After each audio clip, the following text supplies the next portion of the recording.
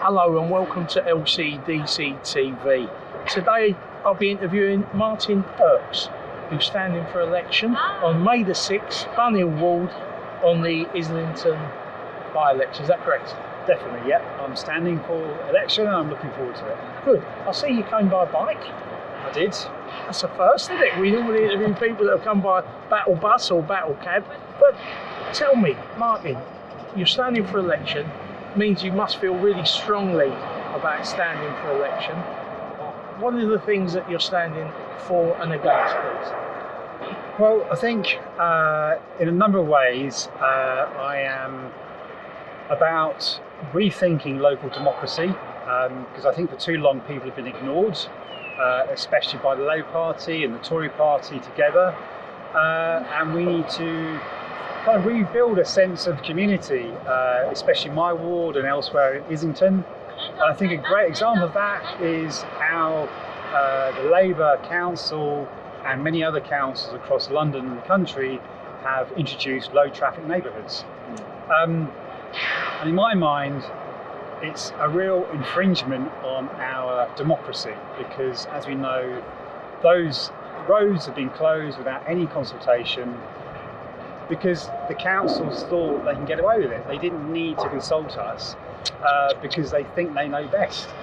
And of course, that's not the case. And I've been part of many demonstrations in Islington and elsewhere where people have thought, well, no, this isn't good enough. We actually now have no choice over how we live, and we need to do something about it. And it's been really positive, really exciting seeing that happen on the streets all the way through last year. It's a real grassroots Absolutely. sort of revolution, really, isn't it? I think that's the right word for it. And what's remarkable is that there's been no Labour or Tory support. Of course, why would there be? So everything we've seen organised has been absolutely through grassroots, ordinary people getting up and saying this is enough. But I also think the key thing about this is that it's a sort of a continuation of, say, what happened with Brexit, because I think Brexit was the start of something new where, you know, people rejected, for example, the Labour Party or even the Tory Party, who since Brexit have done everything they could to disparage the popular vote. Yeah. And I think that what we're seeing now is a continuation of people saying, well, actually the Labour Party, for example, no longer is listening to me or standing up for me in terms of anything I need, in terms of my, you know, day-to-day living or more broader politics. And I think it's that sort of gap that Brexit has helped open up of what people are now perhaps experimenting with. And that's why I'm, I guess, standing on the back of that sort of popular kind of... populist sort of protest vote, Yeah. wanting to be heard, sick of being ignored. Yeah. And like you said, there's a lot of similarities with the Brexit, where they're telling you what you've got to think, what you've got to accept, treating people quite ignorantly, actually. And people like yourself are saying, well, you say that, but funny enough, we don't agree. Yeah, I actually think that's absolutely right. And I think that the commonality with the Brexit experience, I mean, I was campaigning for Paddy Hannon in Islington in December 2019. And, you know, we were faced with many of the same issues then that we are now. And I think that the problem we have is that at the moment it's an issue around free speech, for example, because I think that Very much so. a lot of people are really afraid of speaking out about anything without being sort of disparaged or put down by Labour or Tories by saying you're a populist, you know, you're potentially a racist or and they're stifling free speech and almost stifling democracy, because if your view doesn't match the mainstream media narrative, then, like you said, they put you in a box. Oh, he's saying that he must be a, let's choose from the above, a racist, an idiot, a populist, he must like Trump. They just put you in that box, don't they? Where it's people just expressing an opinion and, more importantly, their views. I can't disagree with anything you said. And I think that that's what's happening right now, is that I think people are starting to slowly find a voice. I'm only saying it's a start. So we have to start now. And, you know, Got to start somewhere. Yeah, exactly. A few people said to me, well, you know, you're going to split the anti-Labour vote by being an independent. I'm saying to everyone who says that, definitely not, because now is the time to cut those strings properly from the Labour Party and start to do something different. Because if we don't do it this year or the next year or the year after, when are we going to do it? Yeah. And I think that we're in a good bit of momentum now, where politics is changing. People are angry, really angry, and that's why we need to start putting the roots down to do new things, in a kind of an independent basis. So I think it's a really exciting policy. It's exciting. People sometimes are a bit wary or a bit scared of taking that initial step for fear of being ridiculed or, oh, we can't do this, we're only normal people.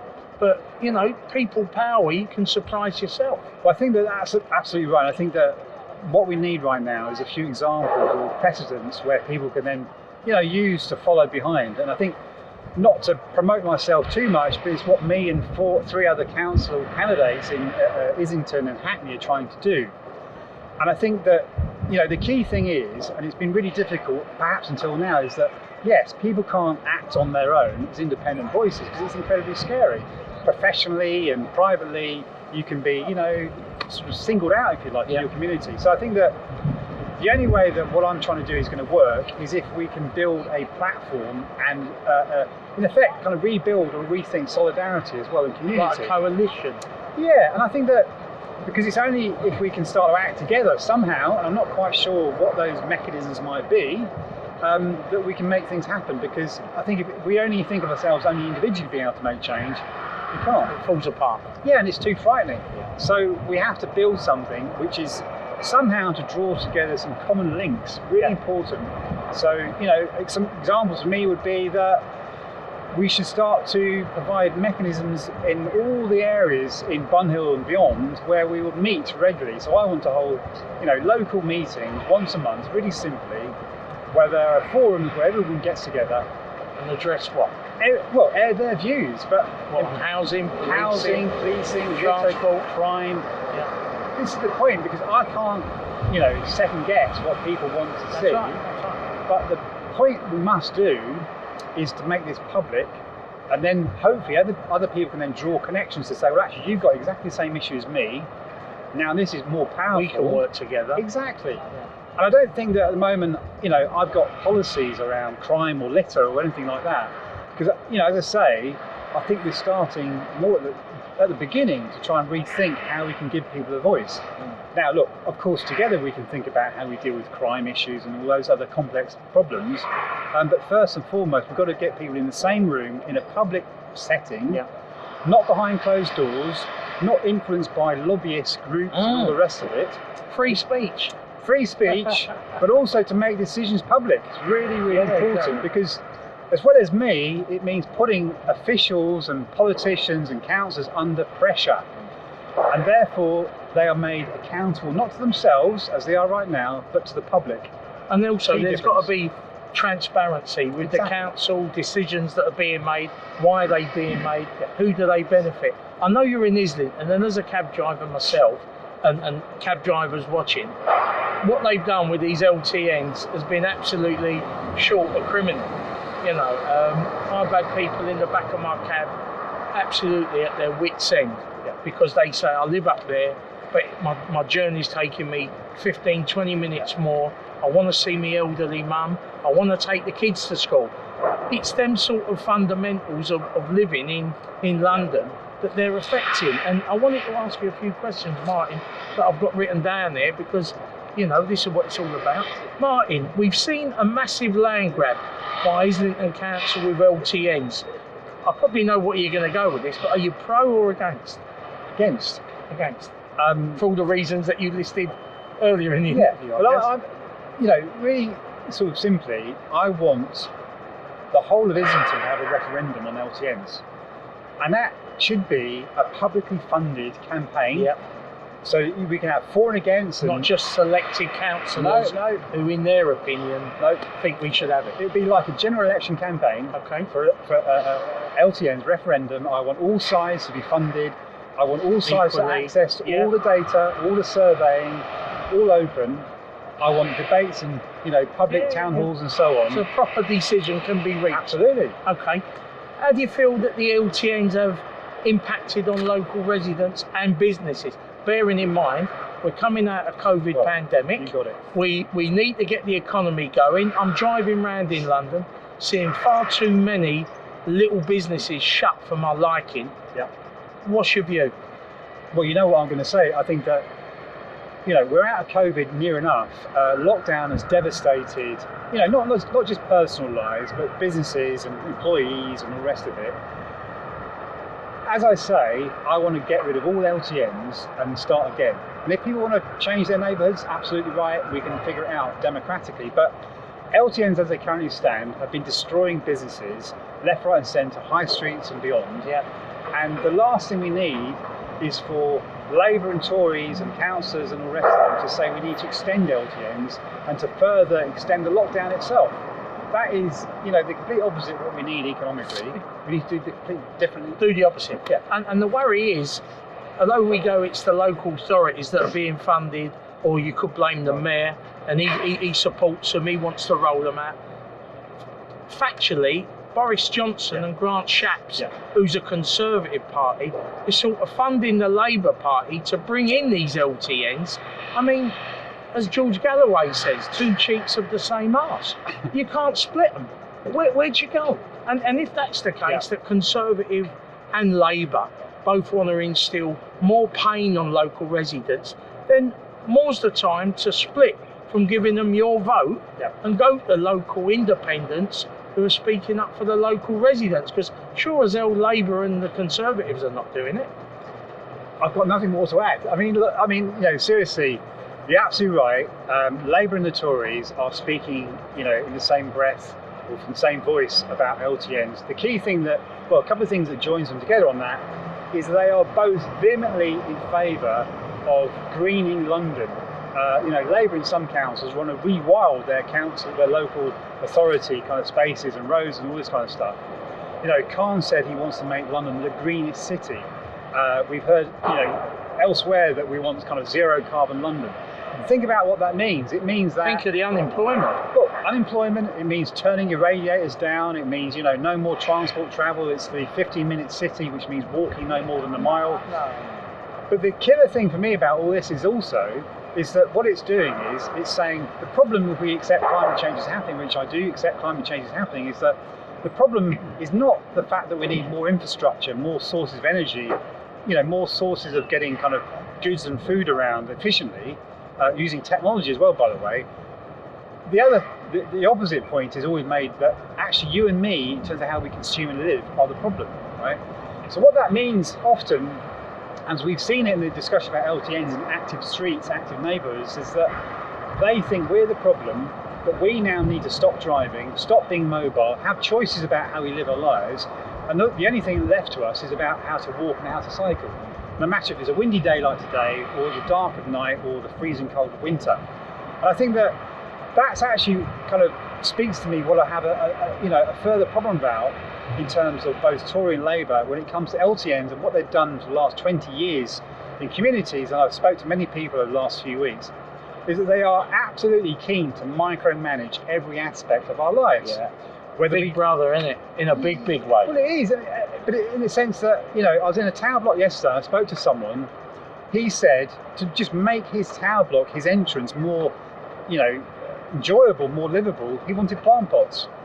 But of course, what happens every time a tenant tries to do something to kind of brighten up their space, they are micromanaged by legislation, rules and guidelines by the council. Health and safety. We'll have to get that one in. Well, yeah, because their excuse was the fire brigade wouldn't be able to get by and put out a fire because of a plant pot. I mean, can you ask yourself anything more ridiculous? Oh. But it goes to show that that's just one example of how every aspect of what we do is being micromanaged because they, bureaucrats, the technocrats, the politics, think they know best about how you and me should live. And as we all know, we are perfectly capable of deciding for ourselves how to go about our lives without being antisocial, but equally by making friends with each other. We're not stupid, are we? Exactly. We don't put our hands on the gas ring. You know what I mean? It's stuff like that. We don't need a sticker. Hot, please do not touch. Listen, the council ignoring the residents. Quite rightly, we've seen that, yeah? What do you think the future is for residents and the relationship with the local council? Well, so one of the things I want to do is, first of all, if I ever get into the council and I attend meetings, I'm going to, like Baroness Claire Fox does at House of Lords, I'm going to do videos of how it all works. Of how it all works to, get past the impenetrable, bylaws and committee meetings, to expose to everybody what really happens behind those closed doors. But secondly, I can't do anything unless I've got large-scale public support, because otherwise I will just be walked over in the council. So the only way that we can affect change and get the council to listen to me or anyone else who's running independently is that we have to have campaigns to make sure that they are backed by the population, the public.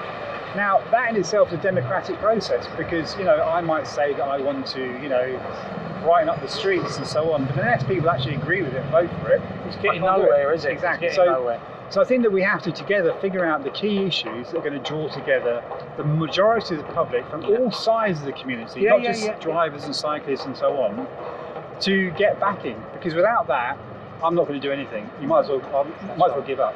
So, Martyn, to sum up, we've heard exactly all your plans, and they make a lot of sense to me, which probably means people won't go for it. But listen, no, but you know what I mean? Like you said, you need support of the masses, really. I don't see any reason why people watching this video, whether it's in Lambeth, Southwark, Harrow, you name it, Islington, Hackney, if you're sick of feeling like a prisoner in your own home, don't give your local councillors the vote. They don't deserve it, do they? They've ignored you. They've treated you like, fodder. Yeah, this is what you're going to have. Don't ask no questions, just get on with it. So, Martyn, look down that camera, tell people of Islington, Bunhill Road, why should they vote for you? I think quite simply that this is a moment where we can start to affect change. That we don't have to put up with how things have been for many years before. And I think that, quite simply, if we don't start now, it will never happen. So, we need to get out, get excited by possibilities, and do something about it. So I think that, as I say, we should start now. That's why you should vote for me. Thank you. Terrific. Thanks very much for watching. Don't forget, you're watching this, you like it, press the like button, the subscribe, and more importantly, leave a comment. Any questions for Martyn, leave a comment and we'll get back to you. Thanks for watching.